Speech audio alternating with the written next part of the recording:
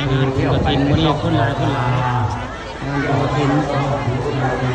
บ้านบุญซาหน้าหลวงบ่ได้คนหลายนี่คือพระเจ้าจัดลงทานนะมื้อนี้ลงทานจะมีนะบริเวณงานบุญกฐินบ้านบุญซาหน้าหลวงมีการจัด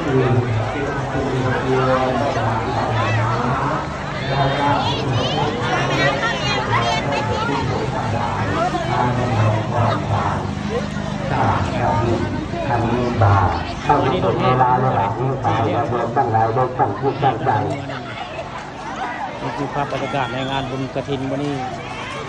โรงทานเจ้าหลายได้คนก็หลายมัน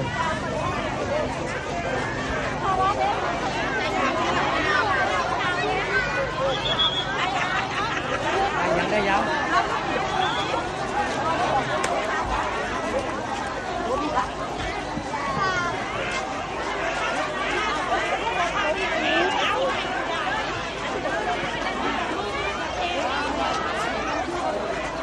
คือภาพในงานนะพระเจ้าเอาของท่านมาดีมาจัดโรงทานเนาะโรงทานงานบุญกฐินบ้านบุญตาหน้าหลวงไม่ได้คนมาหลายนะครับเวลานี้ก็บรรยากาศในงานเป็นมณฑลเลิกเราจะทำน้องข้อข้าวต้มได้เวลาที่ทอดกฐินแล้ววันแต่ตอนนี้พระเจ้ามาเอาตักหู ของท่านของท่า ท่าน นพันแล้วเราเป็นประธานเพื่อนทุกผู้เพื่อนครับนี่คือภาพบรรยากาศในงานงานบุญกฐินบ้านบุญตาหน้าหลวง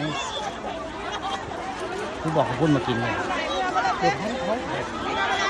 เขาเอาเส้นไปเลยมาเอาแต่เส้นเนาะ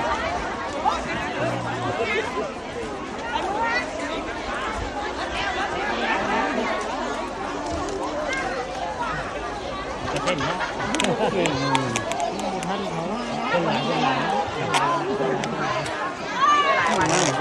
พอได้เป็นหลายได้มาเลยใครเรื่องมันมีกำทังนี่คือภาพบรรยากาศในงานพี่น้องบุญกฐินมันนี่คนหลายงานบุญกฐินบ้านบุญซามีคนหลายพี่น้อง